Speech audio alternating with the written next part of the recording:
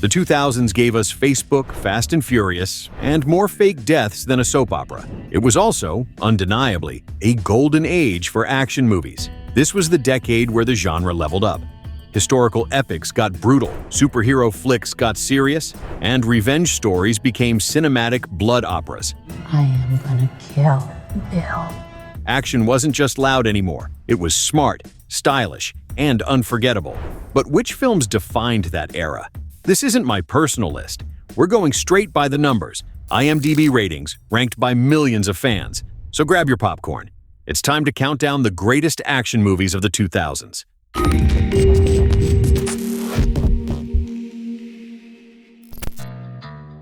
Then is a film that proves revenge is a dish best served in two parts.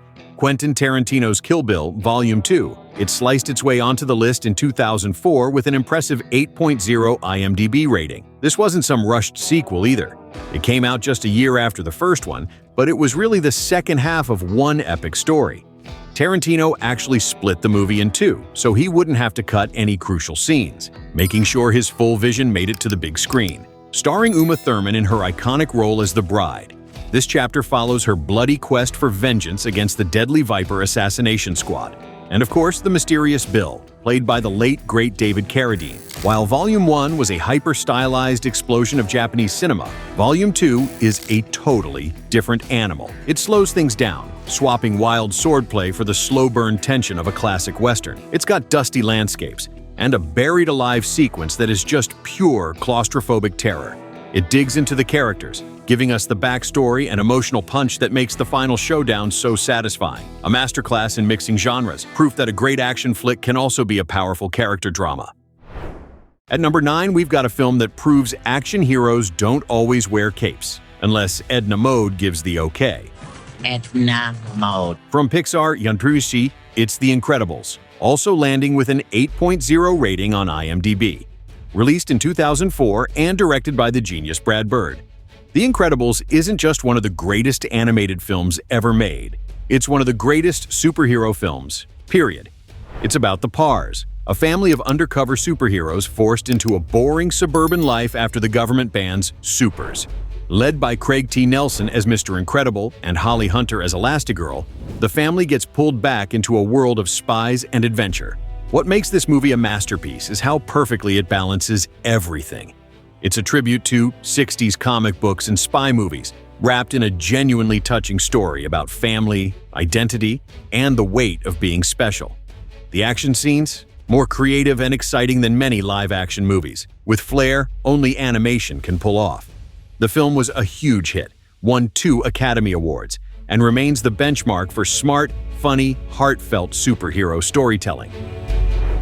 Coming in at number 8 is the film that completely rebooted a 60-year-old icon. It's Casino Royale from 2006, bringing a gritty new edge to 007 and scoring an 8.0 on IMDb. When Daniel Craig was cast as the new James Bond, fans went nuts. Complaints flew. His hair color, his height, but all that stopped the second Casino Royale hit theaters. Directed by Martin Campbell, this wasn't your dad's Bond. Gone were the invisible cars and silly gadgets. In came raw intensity and realism. The story takes us back to Bond's first mission as a 00. The parkour chase in the opening, one of the greatest action sequences of all time. The high-stakes poker game, just as tense as any gunfight. And then, there's that torture scene. Craig didn't just play Bond, he became Bond. Flawed, vulnerable, magnetic, the perfect hero for a new era. Remember the 5th of November. Sliding into number 7, with an 8.1 rating, it's V for Vendetta. Released in 2005 and produced by the Wachowskis, this adaptation of Alan Moore's graphic novel brought a powerful mix of action and politics to the screen. Set in a dystopian Britain ruled by fascists, Natalie Portman plays Evie Hammond, a young woman who meets the theatrical, mysterious freedom fighter, V, played by Hugo Weaving, whose entire performance is delivered from behind a static Guy Fawkes mask.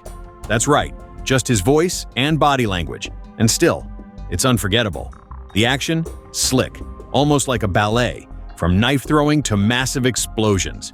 But it's the ideas that hit hardest. Freedom, power, the symbol of revolution. That mask became a real-world icon, cementing this film's impact far beyond the screen. At number 6, we have the film that took a theme park ride and turned it into a multi-billion-dollar franchise. Hoist the Colors. It's Pirates of the Caribbean, The Curse of the Black Pearl, rated 8.1 on IMDb. Let's be real. When this was announced in 2003, expectations were low. A pirate movie based on a Disney ride seemed doomed. But director Gore Verbinski and producer Jerry Bruckheimer delivered something magical. The film made over $650 million worldwide and gave us one of the most iconic characters in modern cinema. Captain Jack Sparrow. Johnny Depp's performance, unforgettable. Oscar-nominated, game-changing.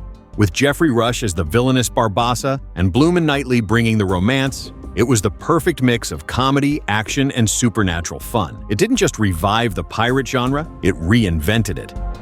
Get your Hattori Hanzo sword ready, because at number 5, we're diving into Kill Bill Volume 1, rated 8.2.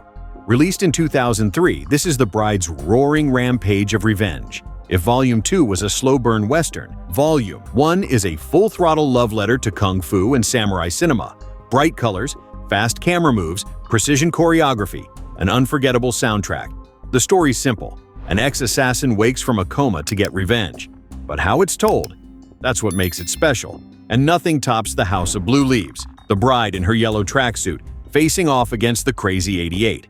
A blood-soaked, genre-bending action ballet.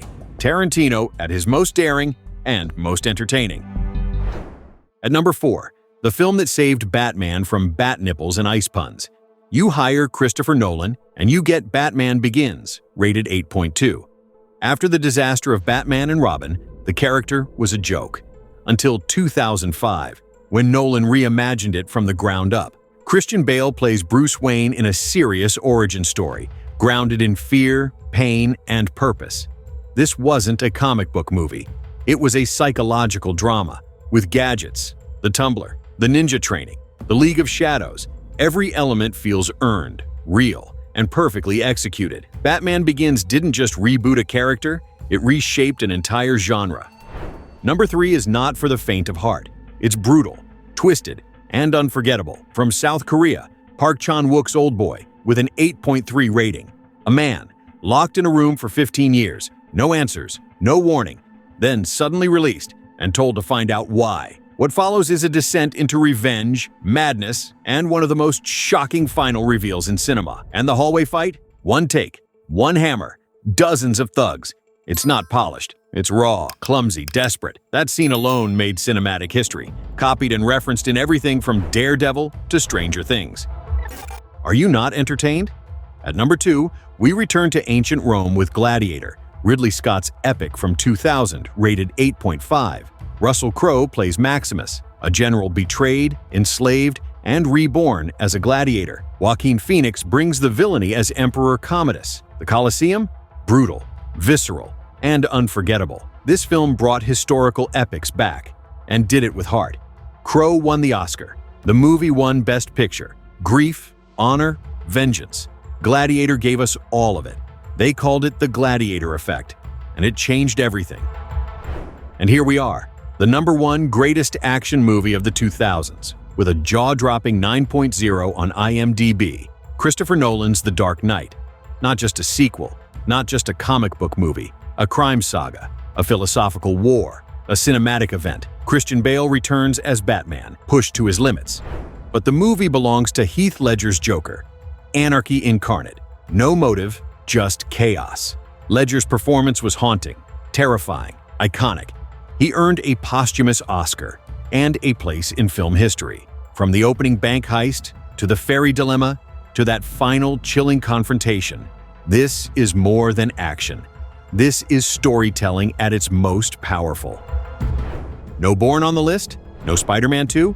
Sound off in the comments. Let the fight begin. If you enjoyed this countdown, hit that like button. Subscribe for more deep dives into the best movies of all time. And don't forget to ring the bell so you never miss a video. Thanks for watching. We'll see you in the next one.